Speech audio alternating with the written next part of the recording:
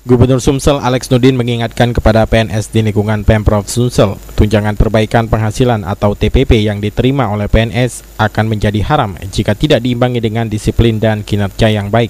Menurutnya, hanya di Provinsi Sumsel yang seluruh PNS-nya diberikan TPP secara proporsional. Padahal seharusnya hanya TPP diterima oleh PNS yang berprestasi dan memiliki loyalitas tinggi. Oleh sebab itu, pemberian TPP harus diikuti dengan peningkatan kinerja dan disiplin para PNS. Orang nomor 1 di Sumsel ini menjelaskan TPP yang diberikan kepada 7.000 lebih PNS di lingkungan Pemprov Sumsel merupakan salah satu cara mewujudkan kesejahteraan pegawai. Menurutnya, lebih dari 2.000 berkas pengajuan pindah yang masuk ke Pemprov Sumsel. Besarnya keinginan PNS di luar daerah yang ingin masuk ke Pemprov Sumsel dikarenakan adanya TPP yang besar. Sebenarnya yang diberikan apresiasi itu seharusnya adalah yang berprestasi, yang punya kinerja yang baik.